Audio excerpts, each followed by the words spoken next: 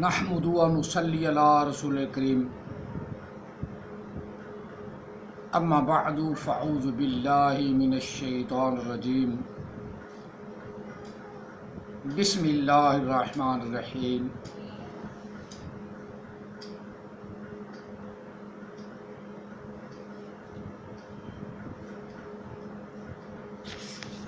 ما کان محمد ابا احد من رجالکم ولکن رسول اللہ و خاتم النبیین وکان اللہ بکل شیء علیما ان اللہ و ملائکتہ یصلون علی النبی یا ایھا الذین آمنوا صلوا علیہ وسلموا تسلیما اللہم صلی علی سیدنا و مولانا محمد وعلی آل سیدنا و مولانا محمد و اصحاب سیدنا و مولانا محمد وبارک وسلم وصلی علیہ الصلاۃ والسلام علیک یا سیدی یا رسول اللہ الصلاۃ والسلام علیک یا سیدی یا حبیب اللہ الصلاۃ والسلام علیک یا سیدی یا رحمۃ للعالمین الصلاۃ والسلام علیک یا سیدی یا خاتم النبیین وعلی آلک واصحابک یا سیدی یا محمد رسول اللہ صلی اللہ علیہ وسلم۔ قرآن مجید فرقان حمید بڑی مشہور و معروف آیا مقدسہ نمبر 40 سورۃ احزاب 22واں پارہ تلاوت کیے جو ان سب جھوٹے نبیوں کے منہ پہ چھتر مارتی ہے اور جو جھوٹے نبیوں غلام احمد قادیانی وغیرہ ان کی تائید کرتا ہے ان کے منہ پہ لعنت مارتی ہے۔ لعنت۔ آج میں تمہیں ایک ذلیل الرحمان تریاق القلوب والا ذلیل، اس نے حضرت علامہ مولانا سید محمد مبشر رضا قادری ان کی ویڈیو جو انہوں نے جھوٹے نبیوں کی لسٹ جاری کی، ان میں غلام احمد قادیانی کا نام لکھنا یا لینا یا ویسے غلام احمد قادیانی پہ وہ لعنت بھیجتے رہتے ہیں، اس لسٹ میں نہیں لکھا تو اس ذلیل نے کیا کہا کہ مولوی بریلوی نے غلام احمد قادیانی کی نبوت کو مان لیا اور ایسے جھوٹ بولنے پر خدا کی لعنت، لاکھ دی لعنت تے پھٹے منہ۔ اور ذلیل تجھے خطبہ تو پڑھنا آتا نہیں، اس لیے میں کہتا ہوں کہ جہلوں کو قرآن پڑھنا آئے نہ آئے، تریاق القلوب نام دیکھو، یعنی دلوں کو اپنا علاج کرنے والا، دلوں کا تریاق کرنے والا، بیمار دلوں کو دلوں کا تریاق القلوب۔ اور اس کا خطبہ سنو جو میں بھی تھوڑی دیر سناتا ہوں، خود ہی سن کے اس پہ لعنتیں بھیجو کہ تجھے پڑھنا نہیں آتا، تجھے قرآن مجید نہیں آتا، پہلا خطبہ ہی اس کا غلط ہے۔ آگے اعوذ باللہ من الشیطان الرجیم بسم اللہ الرحمن الرحیم بھی غلط ہے۔ اور میں تو یہی پرکھتا ہوں کہ جیل اجڑ گدھے کے بچے اپنا یوٹیوب پر چینل چلانے کے لیے کسی نہ کسی طریقے سے آتے ہیں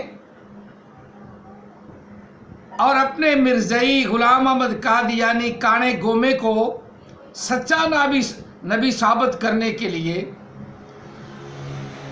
ایڑی چوٹی کا زور لگاتی ہیں. جو ان کا خلیفہ مسرور، اس کی سورت فاتحہ میں، چلو پہلے مسرور کی سورت فاتحہ تمہیں سنا لوں. خدا کی لعنت اس پہ بھی بھیجنے کو دل چاہتا ہے. یہ خلیفہ مسرور کی سورہ فاتحہ ہی سن لو. باقی اس تریاق القلوب کی طرف بھی میں آتا ہوں.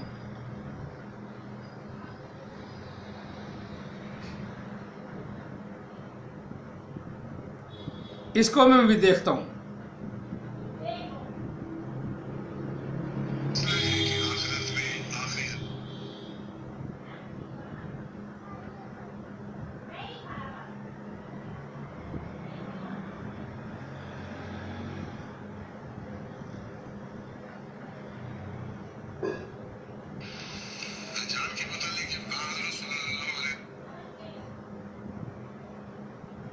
پتہ نہیں.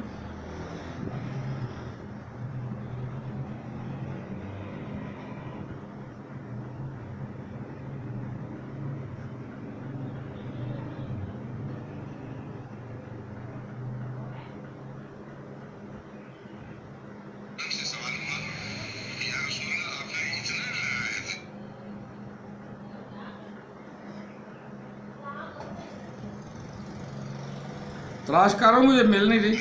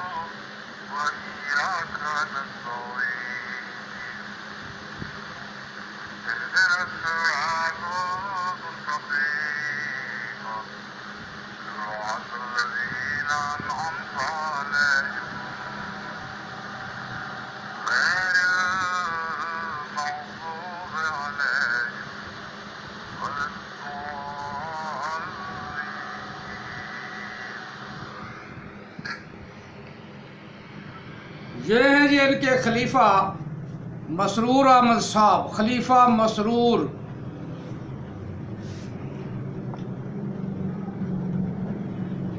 جو قرآن پاک غلط پڑھتے ہیں ضرور. یہ ہیں خلیفہ مسرور جس کی میں نے تمہیں سورہ فاتحہ سنائی.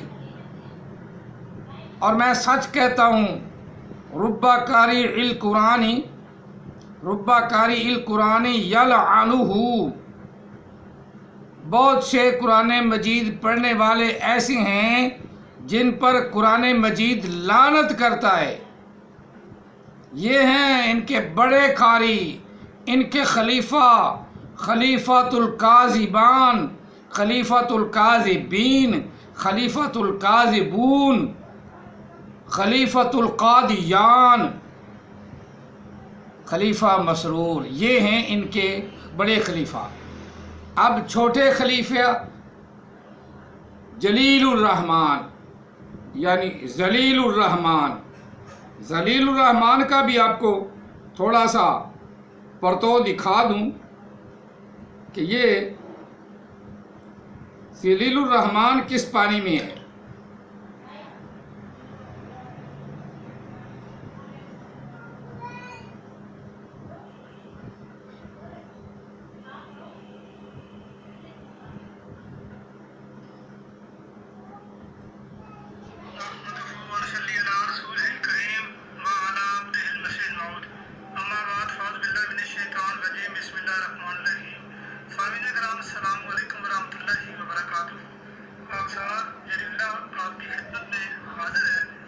जलील उल्लाह मुबशर रज़ा कादरी साहब की ऑफिशियल जो इनका यूट्यूब चैनल है उसके ऊपर मैं आपको लेके चलता हूँ। अभी कुछ मिनट कबल इन्होंने एक पोस्ट क्रिएट करके अपने कम्युनिटी टैब में लगाई है, जो अभी मैं आपके सामने शेयर करता हूँ, आपको दिखाता हूँ। और उस पोस्ट में साफ आपको नजर आएगा हजरत मिर्जा गुलाम अहमद साहब कादियानी अलैहिस्सलाम बानी जमात अहमद की सदाकत, और वो किस तरीके से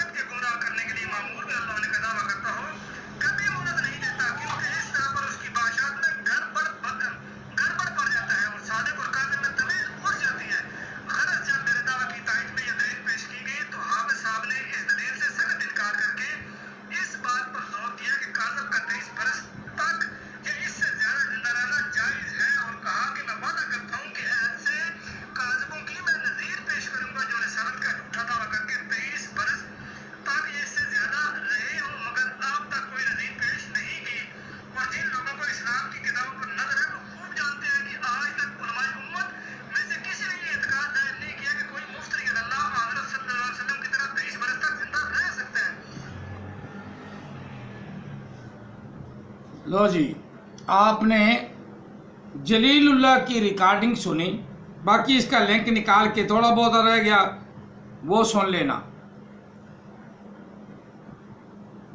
5 منٹ سے زیادہ تو میں نے آپ کو سنا دیے۔ یہ ثابت یہ کرنا چاہتا ہے کہ کانا صاحب، غلام احمد قادیانی کانا صاحب، گوما صاحب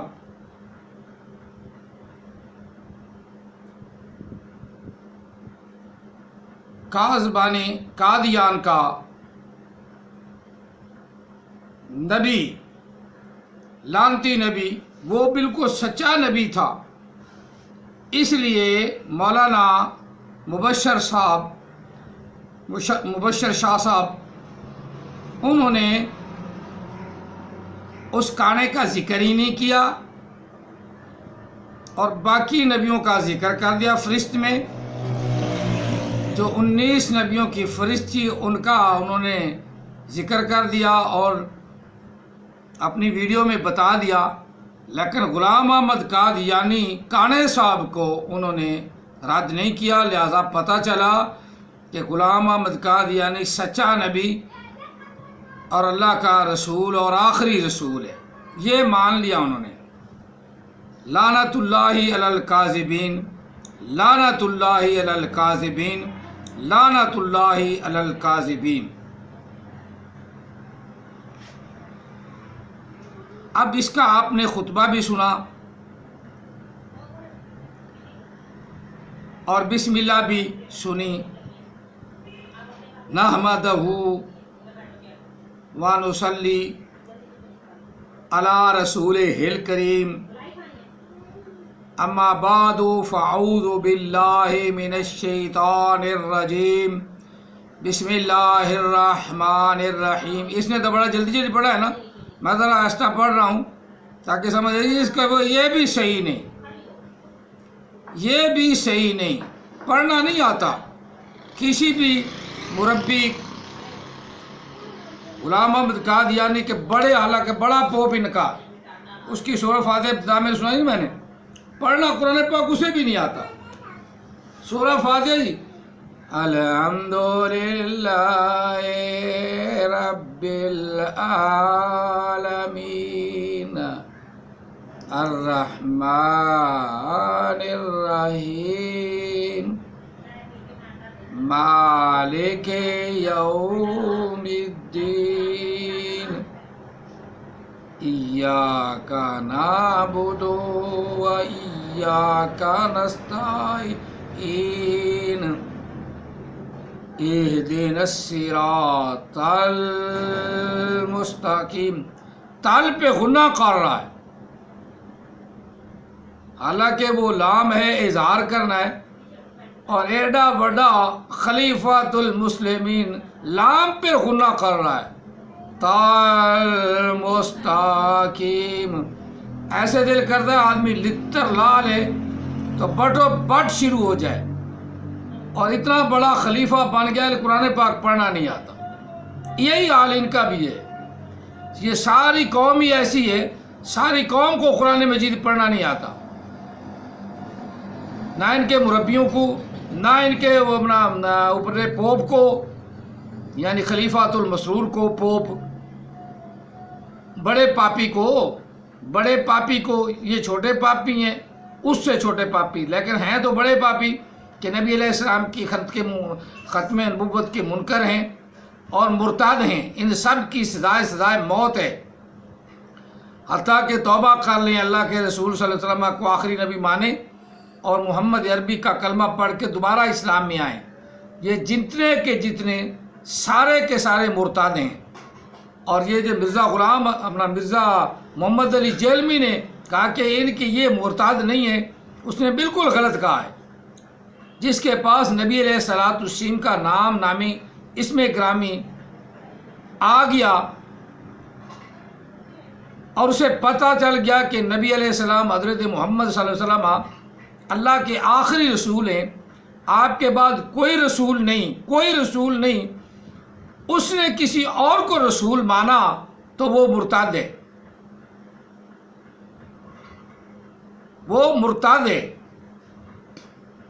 جو ڈائریکٹ آتا ہے قادیان میں، اور اگر وہ اس کو کنگھالنے پر پتہ چل جاتا ہے کہ نبی علیہ السلام کو آخری نبی حضرت محمد صلی اللہ علیہ وسلم آئے اور انہوں نے غلام قادیانی کو ایسے کھڑا کر دیا ہے، کانے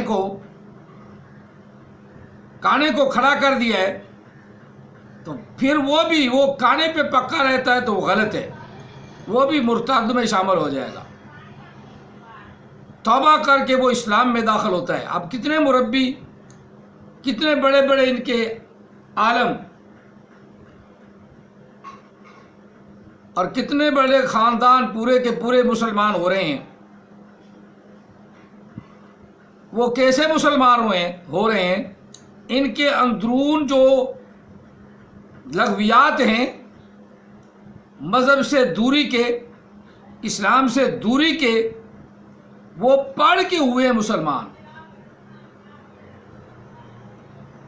وہ پڑھ کے مسلمان ہوئے ہیں، وہ جان کر انہوں نے روحانی خزائن کو پڑھا اور کئی کتابیں کنگھالیں۔ جب مختلف جگہ پہ انہوں نے تضاد دیکھا تو اس تضاد کی وجہ سے وہ مسلمان ہو گئے، اور اب ایک تو پتہ نہیں کون ہے، وہ یہ کہتا ہے کہ قرآن پاک دوبارہ بھی نازل ہو سکتا ہے، قرآن پاک دوبارہ بھی نازل ہو سکتا ہے، قرآن پاک کی آیات دوبارہ بھی نازل ہو سکتی ہیں۔ یہ نیا قاعدہ شو کر رہے ہیں، جو 1400 پہلے والا قرآن پاک ہے نا،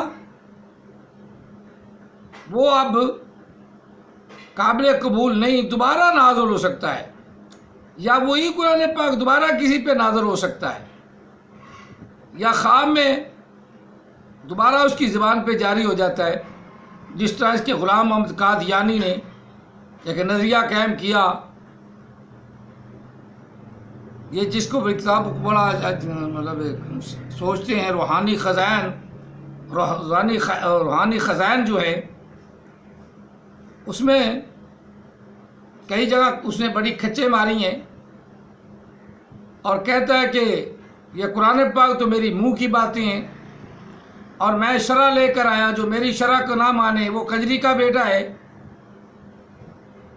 تو اس کا یہ مطلب ہوا کہ یہ شرع، یہ بار بار ڈھنڈورا پیٹتے ہیں کہ ہم شرع مصطفیٰ کو مانتے ہیں، غلام محمد قادیانی کی شرع کو نہیں مانتے۔ تو جتنے بھی قادیانی کون اس کے کہنے کے مطابق، غلام قادیانی کے کہنے کے مطابق وہ کیا ہوئے؟ کنجری کے پتر۔ ہم تو اس کو مانتے نہیں، ہمیں تو اس نے کنجری کا بچہ کہا ہے نا، ہمیں اس نے بڑا کچھ کہا ہے، لیکن ہم تو اسے نہیں مانتے نا کہنے کو۔ لیکن اس کے ساتھ ساتھ جو اسے ماننے والے ہیں وہ بھی کنجری کے بچے ہی ہیں۔ بالکل، اپنی کتابیں دیکھیں، نکالیں، اس میں حوالے مجھے دینے کی ضرورت نہیں، ہمارے شاہ صاحب کافی حوالے دیتے ہیں، تریاق القلوب والے کے منہ پہ بھی چھتر مارتے ہیں، پر ہیں یہ ڈھیٹ، ہیں بالکل ڈھیٹ، بالکل ڈھیٹ۔ اور ڈھیٹوں کا علاج کیا ہے کہ چھتر ان کے منہ پہ پڑتے رہیں، اور ان کے لیے یہ ڈوز بہت ضروری ہے۔ قرآن مجید کے متعلق مرزا غلام محمد قادیانی کا یہ نظریہ تھا کہ قرآن مجید کے بعد کوئی شرع نہیں، اور اب اس قرآن مجید کے بعد کوئی اور کلام اللہ کا نہیں۔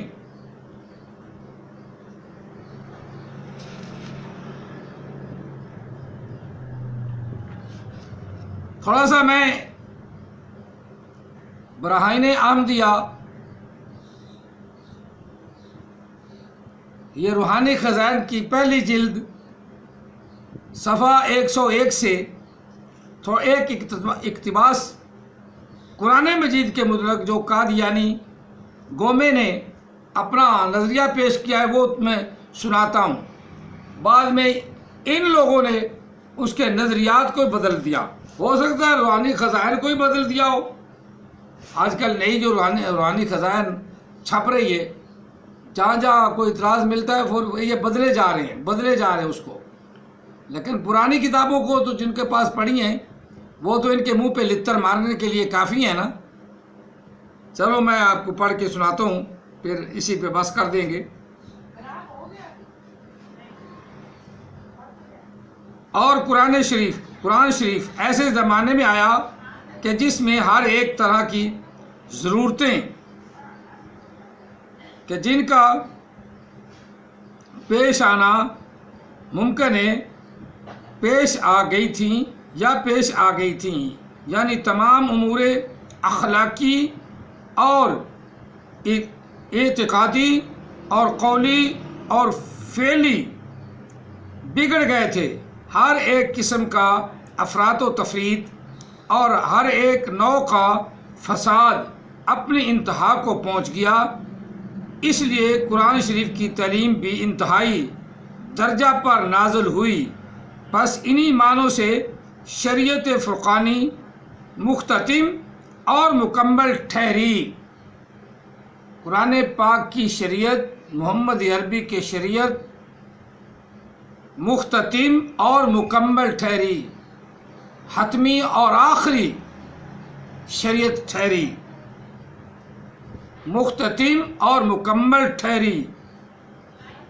اور پہلی شریعتیں ناقص رہیں، کیونکہ پہلے زمانوں میں وہ مفاسد کہ جن کی اصلاح کے لیے الہامی کتابیں آئیں وہ بھی انتہائی درجہ پر نہیں پہنچے تھے، اور قرآن شریف کے وقت میں وہ سب اپنی انتہا کو پہنچ گئے تھے.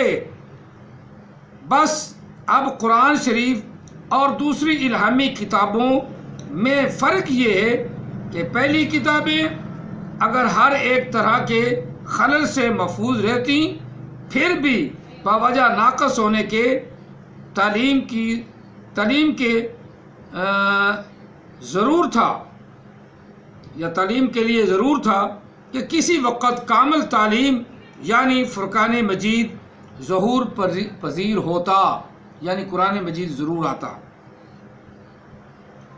مگر قرآن شریف کے لیے اب یہ ضرورت درپیش نہیں کہ اس کے بعد کوئی اور کتاب بھی آوے، کیونکہ کمال کے بعد اور کوئی درجہ باقی نہیں. یعنی قرآن پاک کمال کی کتاب ہے، اور اللہ کے فضل و کرم سے جب کمال اللہ تعالیٰ کا آ جائے تو اس کے بعد کسی کتاب کی اب ضرورت نہیں. ہاں اگر یہ فرض کیا جائے کہ کسی وقت اصول حقہ قرآن شریف کے وید اور انجیل کی طرح مشرکانہ اصول بنائے جائیں گے اور تعلیم توحید میں تبدیل اور تعریف عمل میں آئے گی، یا اگر ساتھ اس کے یہ بھی فرض کیا جائے جو کسی زمانے میں وہ کروڑہا مسلمان جو توحید پر قائم رہیں اور وہ بھی پھر طریق شرک اور مخلوق پرستی کا اختیار کر لیں گے، تو بے شک ایسی صورت میں دوسری شریعت اور دوسرے رسول کا آنا ضروری ہوگا. ذرا سمجھے آنا بات. مگر وہ دونوں قسم کے فرض محال ہیں. قرآن شریف کی تعلیم کا محرک مبدل ہونا اس لیے محال ہے کہ اللہ تعالیٰ نے خود فرمایا انا نحن نزلنا الذکر وانا لہ لحافظون، سورۃ ہجر آیا مقدسہ نمبر 14. یعنی اس کتاب کو ہم نے نازل کیا اور ہم ہی اس کے محافظ ہیں یا رہیں گے. لکھا یہاں 1300 برس سے اس پیشین گوئی کی صداقت ثابت ہو رہی ہے. اب تک قرآن مجید میں پہلی کتابوں کی طرح کوئی مشرکانہ تعلیم ملنے نہیں پائی اور آئندہ بھی عقل و تجویز نہیں کر سکتی کہ اس میں کسی نوع کا مشرکانہ تعلیم مخلوط ہو سکے، کیونکہ لاکھوں مسلمان اس کے حافظ ہیں، ہزارہا اس کی تفسیریں ہیں، 5 وقت اس کی آیات نمازوں میں پڑھی جاتی ہیں اور ہر روز اس کی تلاوت کی جاتی ہے۔ اس طرح تمام ملکوں میں اس کا پھیل جانا